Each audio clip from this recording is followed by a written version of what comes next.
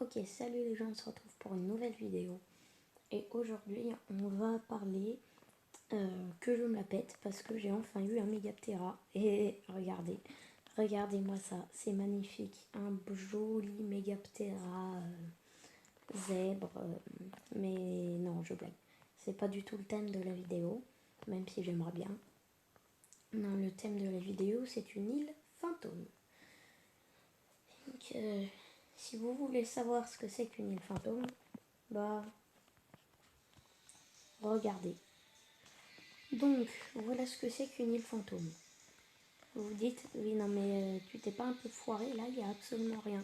Oui, c'est exact, il n'y a rien. Mais regardez mon radar. C'est quoi ça? Vous allez me dire que c'est rien. La dernière petite île à gauche, hein? Vous allez me dire que c'est rien.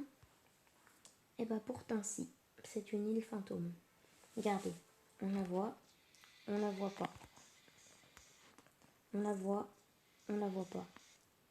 On la voit pas. Enfin bref, je pense que vous avez compris.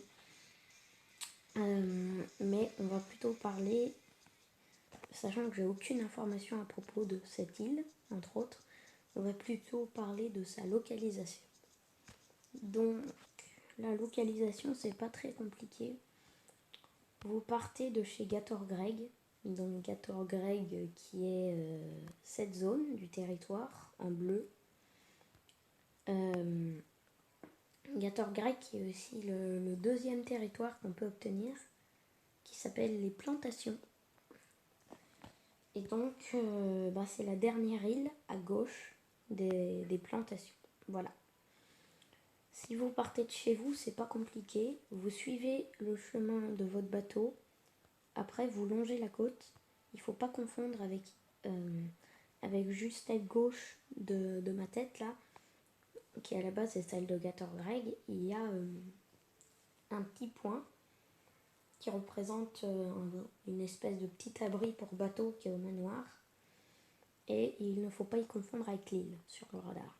Mais donc, c'est pas compliqué, vous continuez comme ça, vous suivez le trajet du bateau, vous longez la côte, après vous continuez jusqu'à vous arrêter à la fin, regardez à gauche et vous verrez sur la map l'île.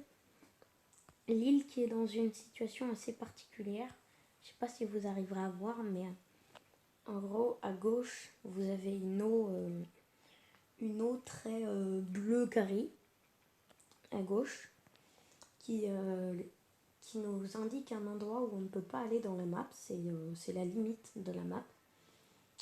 Alors qu'à droite, vous avez une partie un peu plus verdâtre pour dire la moitié de la limite.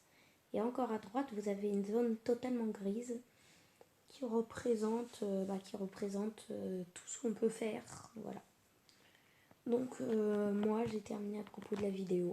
Salut.